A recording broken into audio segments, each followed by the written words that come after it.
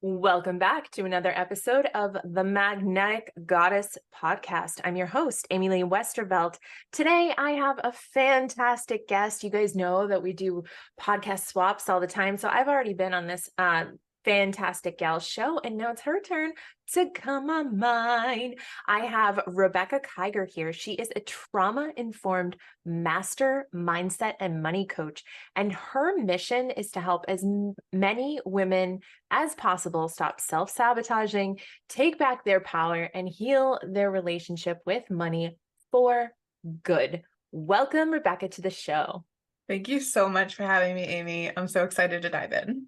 I'm so excited to have you here. So first of all, we got to talk about the fact that you are one of the few people in the world that I can have my crazy divine masculine, divine feminine conversations with, because I feel like so many people are not necessarily with this conversation yet. And so I love that you understand this aspect of all of this. And so what I would love to know from you right now is, what do you think is because we're just diving in, what do you think is the role in the internal relationship when it comes to money for the feminine? Ooh, I think that the internal relationship with the feminine, the divine feminine, is really to be able to receive, to be able to be in flow, to allow that natural flow of life with the beautiful dance with the divine masculine is really what that means to me. Yeah, absolutely. I totally agree, right? It's that receiving energy. It's that like, I am open to having, and we're going to talk all about receiving blocks in a couple minutes, because receiving blocks and money mindset go hand in hand. But before we do that, tell us a little bit about you. I was reading in your bio, which I didn't get from being on your show. You have 7 kids.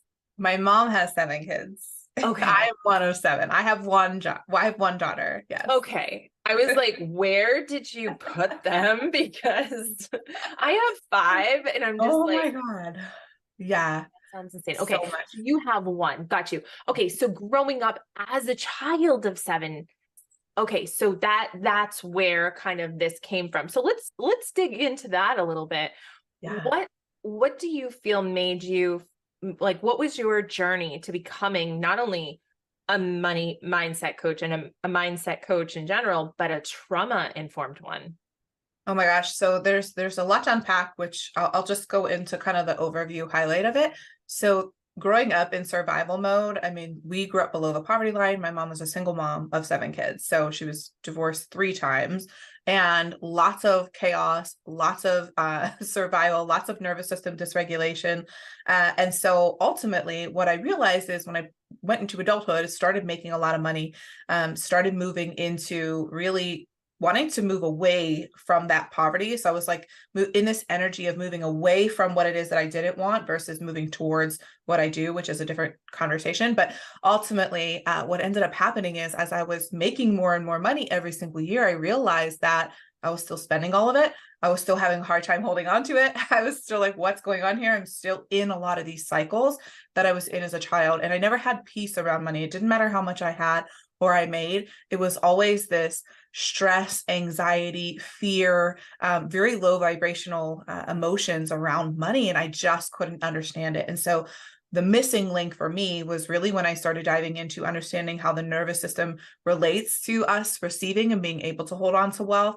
And I started regulating my nervous system, bringing my emotions around money into check. And really over the last 5 years or so, I've been diving super deep into that and bringing myself back to safety. Getting out of survival mode is what actually allowed me to quantum leap and be able to not only bring in way more than ever before, but to do it in a way that allows me to rest, allows me to receive passive income streams, and also learning how to hold on to the money and building, wealth beyond what I had ever imagined possible. So that's what led to the trauma informed piece, is understanding how trauma actually does affect our relationship with money. So I would love to hear more on that. And I think our audience would as well. Like, what can you explain? Because I think, going back to my own money trauma, I definitely feel like there's a somatic aspect of trauma when it comes to money. Like, there's like this pit in your stomach.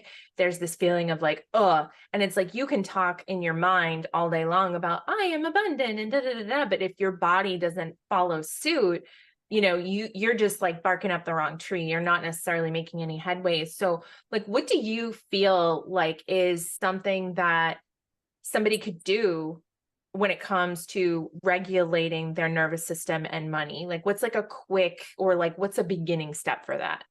Yeah. So first and foremost, it's realizing that bringing awareness really to the conversation around, okay, if you're not where you want to be financially, or say you're bringing in a lot of money, you hit financial plateaus, recognizing that we all have something called a financial thermostat, which is where our nervous system is comfortable in terms of not only bringing in wealth. So you can look at this from a monthly or an annual perspective, like how much money you're bringing in, but also how much money your nervous system is comfortable holding on to. So I believe that awareness is a massive component of this conversation, which is even just having awareness to the fact that this is the way that it works, and recognizing that anything that is unfamiliar to the nervous system is automatically deemed as unsafe.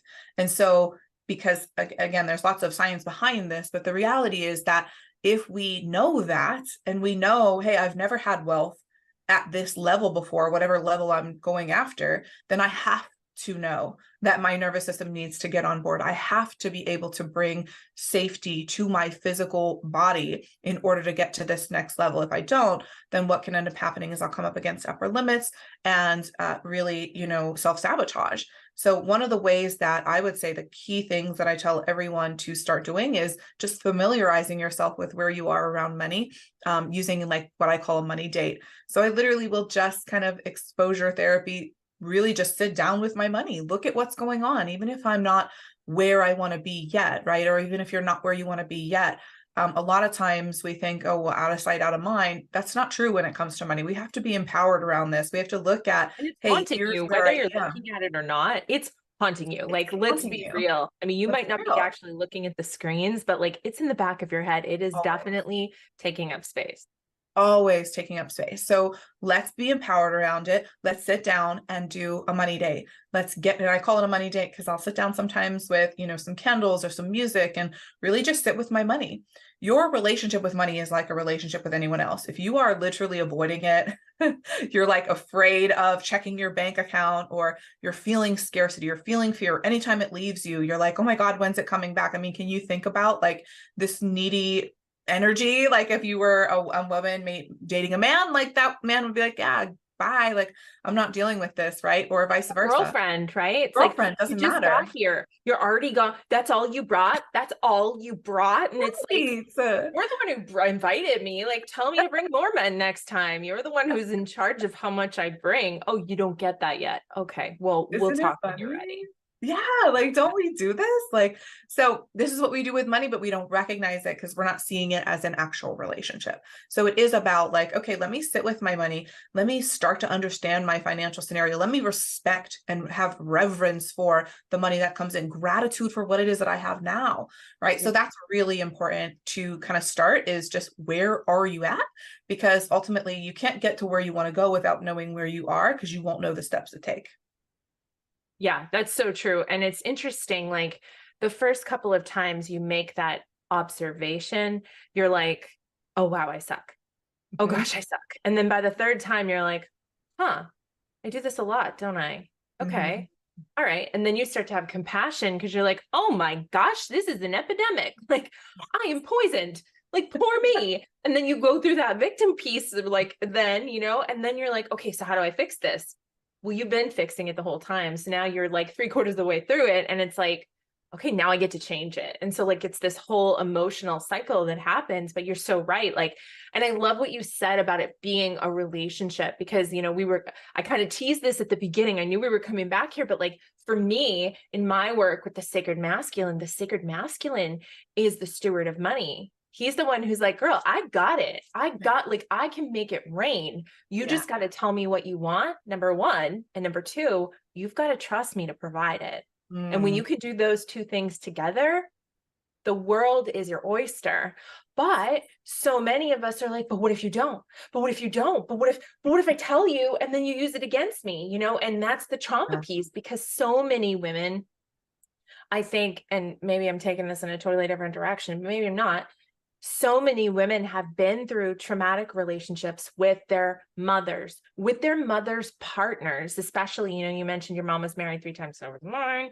And so, the trauma aspect of it, that we're like, why would I even want to be intimate relationship wise, not sexually, because that's a whole nother story, with somebody who's going to turn around and use it against me, who's going to be a narcissist about it, who's going to, use it to push me down. And so when it comes to this internal relationship with money, I think that women are like, no, I don't even want to have that conversation. I just need to do it for myself. And in doing for yourself, what you're saying is, universe, I don't trust you. Source, I don't trust you. Sacred masculine, I don't trust you. And then everything has to come from you. And that will bring you some modicum of wealth. It can, it absolutely does. It won't last forever. You'll burn out. Yep. And you'll be right. And then all it will take is getting sick or having the market change. I mean, so Rebekah, me and you, we're in the coaching space at this moment. What is it? 2023, end of 2023. How many people are having conversations about the landscape changing? Things are different. People don't pay what they used to pay. And then there's some people that are just sitting there like, I mean, yeah, if you make those people your source, then you're right. But if you recognize where source really is and where your abundance is really coming from, this is just fodder for conversation. And I think that's really like the conversation that we need to be having, 1,000%. Oh my gosh. And one of the ways that you can really start to get present to what your relationship with money looks like is, number one, understanding that the way you do one thing in life is the way that you do everything in life. How would it be to be in a relationship with you? Like if you were money, what would money say about you? Like how are you showing up in other relationships, right? What would your spouse, your partner, your family, your mother, what is it like to be in relation with you? And I think this is a hard conversation to have. You guys, that's a homework assignment. Okay. So you're going to write a perspective of what it's like to be in a relationship with yourself from the perspective of money. I want to see these. I want these to come through my email, guys. gratitudeglamour.inc@gmail. I want to see some of these letters. Okay, continue. Oh my God, it's so good because really, if you think about it, right, we're in relationship with money just like anything else. And so it's that important for us to take a look. And sometimes it's not a very fun thing, right? When we're doing this inner work, and your audience knows this, right? You guys all know this, like when we're doing the inner work, it isn't always the easiest thing to do. We don't always want to like look in the mirror and be like, what's wrong with me, right? For those of us who have been on this journey a while, it's okay because like you said, at first we're looking at it like we suck, and then we start to kind of have that exposure to it, which allows for us to do it more so without judgment or at least compassion. So one of the things I would definitely recommend doing is whatever it is that's coming up for you right now, just give yourself some grace. You didn't know what you didn't know. And when you know better, you can do better. And so it's not about having all of this perfected right now. Even you and I, Amy, like we're not perfect in our journey. We're pretty close. I'm just kidding. Right. I mean, well, you can only, no, I'm kidding. But like, yeah, realistically, we are still on a journey. Every single person is. There's people, I've been in the finance industry for 2 decades. There's people who have way more money than I do, right? Way more money. What's that? I said, you're not even that old. Stop it. Oh, well, thank you. But realistically, right, there's somebody that's wealthier than pretty much everyone. I mean, I don't know who's the wealthiest person in the entire world, but it doesn't matter. So the point is that there's always at a certain point, it doesn't matter at all because it's like, okay, what are you going to do with this extra? You could literally buy the world, like if it was for sale. Exactly. So, and I actually, and I'd be happy to dive deeper into this piece of it, but I do have a method that's kind of A to Z process that would help people to really walk this journey. If you want me to share a little bit more about that method. Oh, absolutely. Duh. Perfect. So this method is called the ALIGN method, and it's an acronym that spells out the word align. So if you're someone who is really just wanting to kind of dive into this, maybe you're not exactly where you want to be, or you've been, creating a lot of momentum, but you're starting to realize through this conversation that, oh, wow, maybe I do have some blocks. Maybe I do have some things that are, that I need to shift, or maybe I'm coming up against this plateau or this financial thermostat I'm starting to realize is not set where I want it to be. this is the process that you can use to walk through that. So align, if we look at the pillar number 1, it stands for awareness. And so it's about becoming aware of the ways that you are actually perpetuating this reality. And so again, that's where the holding up the mirror and saying, hey, how am I showing up in a way that's disempowering, right? And again, it's really important to have compassion around this aspect of it, because we have to be able to say, how can I do this without pointing the finger at others and pointing the finger at myself, knowing that I didn't know what I didn't know before. Trust me, I've walked this journey. I've had so much conditioning around money, growing up the way that I did. And so, just doing this from I call this becoming the gentle observer, like start to look around and see, how am I showing up in disempowering ways? What's it like to be in a relationship with me if I were money? Then the second pillar is, so once you become aware of what it is that's going on behind the scenes, that's where you can move into L, which stands for letting it go. It's important for us to begin to release these things. See, I believe that we're actually abundance at our core, right? And so realistically, we come into this world with the capacity to create, to manifest, to bring anything that we desire into our lives.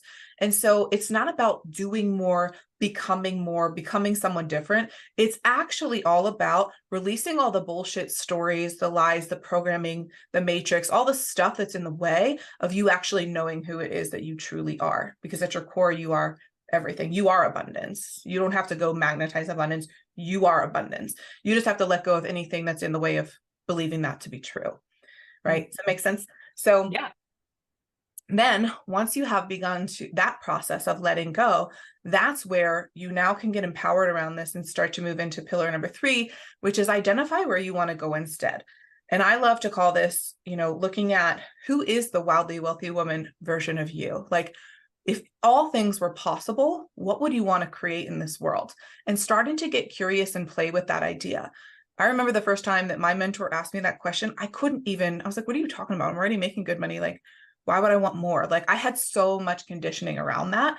And so starting to get clear about, like, what would you create if you could have anything in the world, right? If it's possible for one person, it's possible for you too. And so start to really dream big. This is your time and your opportunity to start really thinking about, what is the impact that you're here to make on the world? How can you, bring some of this to fruition?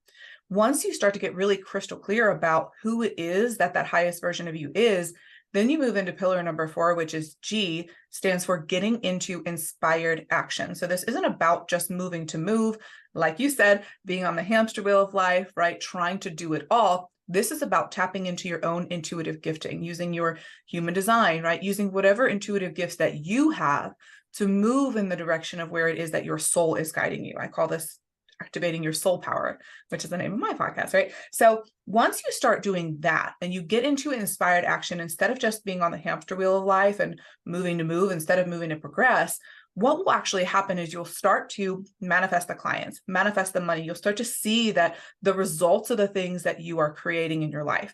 And so from that point, this is where the missing link lies for most people. And this was the missing link for me too. That's where you want to move into pillar number 5, which is N, stands for normalize and stabilize this new level before you try going on to the next. That is crucial because our nervous system, again, anything that's unfamiliar to the nervous system is automatically deemed as unsafe. So if you reach this, let's say you double your income. Well, if you don't normalize that, you don't allow your body to feel safe with that, what happens is you'll begin to self-sabotage. This happens to lottery winners. My dad hit the lottery and he was a statistic and broke 3 years later. This is why it happens. They say, if you want to become a millionaire overnight, you got to become a millionaire overnight up here and within your body. Otherwise, you'll self-sabotage it, right? And so that's the align method in a nutshell. There's a lot that goes into all of that, but ultimately the missing link that pay her for that stuff, you guys. So get out your wallets. Isn't that though? Like, we have to normalize it. We have to normalize this conversation, right? Yeah, absolutely. It's interesting because not too long ago, I was looking at my money blocks, my own, right? Because I'm a successful entrepreneur, but Sure. what I realized, and this is kind of crazy, my money blocks of making more money have to do with government oversight. Like, I don't want to make so much that like the government and like, I don't want to be watched. I don't want people to notice my money. I've been in that boat before where like everybody had their hand out and people were suing us and like all Mhm. these things were happening when we had money. And so my block is actually like, I remember we had to pay weekly taxes, not quarterly taxes. We had to pay the Wow. IRS weekly. They wanted to make sure they got their money. And so for Mm. me, I'm like, oh gosh, if I ever make that kind of money again, like they're going to be at my door. Like, excuse me, we Mm. just want to make sure that, you're paying us. Like that did not appeal to me. And I was shocked that that was a block. I was like, isn't there a point where you make enough that you don't care? You're like, yeah, whatever, you want more, here's more, but that was really fascinating to me. I Wow. never would have in a million years thought that that was a block, but yeah, that's why I don't make $2 million a year, y'all. Okay. So if you're wondering, there you go. It's nothing to do with Well, clients. realistically, it's funny that you bring that up because it's a very common block, maybe not that in particular, but that's tied to the responsibility Mm, piece, right? It's like with money comes more responsibility. And so coming from a big family like me, I mean, I can totally resonate with that just on a different level with I for a long time held myself back because I didn't want my siblings, my parent, like here I am, like, because I felt that responsibility on my own shoulders. And that comes with us knowing that with more money, yes, it does come more responsibility, but we have to be able to cultivate that internal trust that we're going to do what it takes to make sure that no matter how much we make, there's enough taxes. No matter how much we make, right. we can establish the boundaries that we need with the people in our lives, right? It's all about us knowing and trusting ourselves fully. So I love that you bring that up because it's a very common block. It just might come up in a different way for someone else. Yeah, and digging into that even more, like it's almost like this have and have not mentality. Like there's a line, and when you're below that line, society is supposed to bend over backwards to take care of you to make sure you're okay because something's going on that you can't take care of yourself. And it's very much acceptable for you not to have your shit together, right? Yeah. And then you hit this line, and it's like, what do you mean you have a cold? You're not allowed to have a cold. You make too much money to have a cold. What do you mean you got your period? Like, I'm sorry, your partner died. Well, at least you have $10 million. Like you get to this line, this invisible line where you're no longer allowed to acknowledge your humanity because all of your problems should be able to be fixed by the money. And Mhm. it's like we have this block until money becomes part of who you are and you recognize that it's just like anything else that you have or don't have. You get it's like this like money blindness where you're like, oh well, how could you possibly have anything go wrong? You're a zillionaire. It's like, then how come celebrities are being found dead? If money is all end all be all, then how come these people, well, because they're not good people or because they don't understand. And it's like, no, because they got all the way there and they went, this isn't it. Like this Yeah. isn't it. Yeah. It's such a good conversation. And that's why we're having these conversations. We Right. have to bring awareness to this. I've seen it all being in the industry as long as I have, watching people who've had more money And since you than just bought most y'all. most of us have ever seen, right? And they're miserable, they're sick, right? I've seen one of the wealthiest families that I've ever come across, and what it is that I, did for many, many years. Um, three of them, I believe, three of the children committed suicide. All three. I mean, it's just like I learned very early on in my career that money, it's not, you can make money in alignment with your soul's path, or you can make money out of alignment. I Yeah. would just prefer to make it in alignment and help others make it in alignment because then we can create the fulfillment, the impact, the ripple effect, actually be able to feel good about what it is that we're doing in the world and not just making money to make money because that's a facade. That's not real. Like you said, all of the things that you just mentioned, that's what happens when we make money out of alignment or we make it our God or we make it mean something about us. It's just that's not it. That's not the vibe. Well, and it's interesting, as you said, that I just had a divine download that like we're not even making money. We're just circulating it around the planet. Like there's a finite amount of it, and we're going, here, have some, and then we're taking it from them, and they're taking it from us. And it's like it's already out there. And if we're being really honest, it's not even real anymore. It's literally some person somewhere typing numbers into a computer and putting the decimal point somewhere or not. It like literally doesn't exist until you go to a physical bank and pull it out. All it is an idea. And we let an idea about decimal points like literally control our lives. Oh my God. I think about this all the time. I love that you bring that up. if you are in this position, anyone listening has you attach these meanings, or because this is society, right? That literally tells us, okay, because of a number, because of a made up number that you look at on your phone or your computer, that means something about you. That means that somehow you are better or worse than the next because of that. I want you to, if you've ever experienced that or you're experiencing that now, just play with this idea that when you open your bank account, almost act like it's like someone else's money. Like, just look at it. And if we can have no attachment to making that mean anything about us, like say that was your friend's bank account, like what would you tell them to do? What would you give them in terms of advice? How would you tell them to, either make more money or save more money? Like, we know what to do innately. We just have so many stories and attachments and programs around what this shit means, even though like it What it doesn't means mean about us. anything. Yeah, it doesn't mean anything about you. It means absolutely nothing about you. The amount of money that you have right now is only reflective of who it was that you were being in the past. It's not reflective of who it is that you are right now or where it is that you're going. If you knew that to be true, how differently would you show up in your life? Absolutely. And a perfect example of this is, think about how many multimillionaires live in the foothills of California. And when they have forest fires, right? When they have wildfires, everything gets destroyed and they're sleeping on a friend's couch. It's Yeah, like, are they losers because of right, that? right. No. Like, they Yeah, literally had a horrible thing happen. I had a client who was like, "Oh my gosh, my family's doing a thing in India and I can't go because of because of COVID or whatever, or it was after COVID." And I'm like, "What if it was during COVID? Would you have made yourself wrong for it?